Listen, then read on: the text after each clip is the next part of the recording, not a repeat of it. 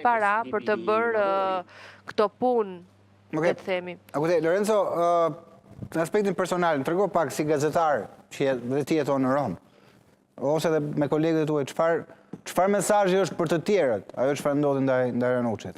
Pra, a jeni friksuar në punën tuaj që bëni, sepse nuk është pak. Më thënë, ai shpërthime e atentat.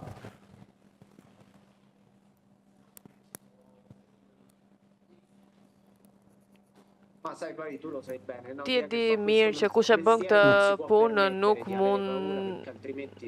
ka mundësi të ketë frikë sepse pasaj nuk bën më këtë punë.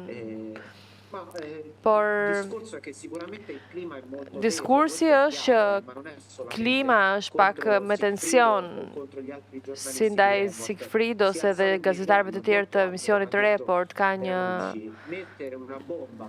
është një nivel shumë, po kërcënimet po rriten, pra të arrish të vendosësh një bombë përballë shtëpisë së një gazetari është një sinjal shumë i fortë, i qartë, që kërkohet intimidimi, trembja e lirisë së shtypit, por edhe për të trembur lirinë e mendimit, sepse duhet të mposhtemi. Ky është mesazhi që ata duan të na dërgojnë, përtej asaj se kush e dërgon, po bitë paka shumë kjo është linja e mendimit. Lorenzo, bëjmë gabim nëse krahasojmë, ose themi, është situata më tensionuar tani, apo në Italinë e viteve 80-90, gjithmonë flas në aspektin e gazetarëve, pas kësaj çfarë ndodhi.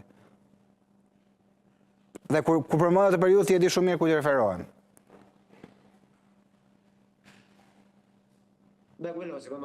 Padyshim ka qenë një Itali tjetër dhe një Europë tjetër dhe ka pasur dinamika të tjera. Për të bërë një krahasim, nuk mendoj se është shumë e saktë, sepse po flasim për shumë kohë më parë.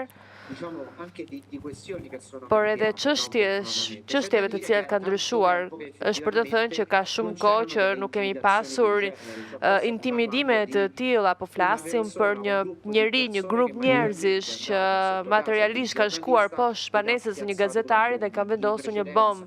Më parë, përballë asaj banese, janë gjetur edhe disa plumba dhe veprime të tjera, kështu që niveli sigurisht është rritur. Unë uroj që përtej mbarimit të si përfundojnë hetimet, por edhe në nivel politik Italia, por edhe Europa të vendosin theksin tek diskutimi, diskursi i lirisë së shtypit, dhe duhet marrë ca mbrojtje masa për gazetarët dhe nuk është e drejtë që të mendoj që dikush mund të kërcënojë një gazetar. Gazetari në funditës është zëri i popullit dhe është ai që vendos dritë mbi padrejtësitë. Kështu që në substancë, nëse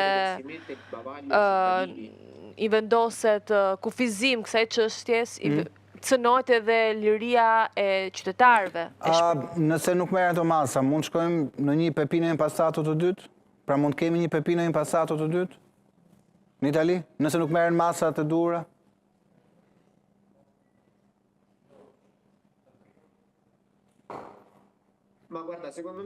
Sipas meje, kemi arritur në një pikë që edhe për ekon mediatike që është përhapur, sepse kjo lajm ka bërë xhiron e Europës, ku është e vështirë, shpresoj që mendoj që mund të rriten këto kërcënime.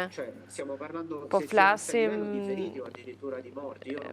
për edhe bilanc vdekjesh, nuk besoj se do arrin deri në këtë pikë, shpresoj të paktën, por kjo duhet marrë e mira e kësaj situate përtej pikpamjes investigative, siç thash edhe më parë, por nga pikpamja politike duhet të vendosur theksi tek këto dinamika dhe duhet bërë një diskutim politik deri në momentin që gazetarët dhe punonjësit e medias të marrin masa mbrojtëse dhe të tutelohen, nuk mund të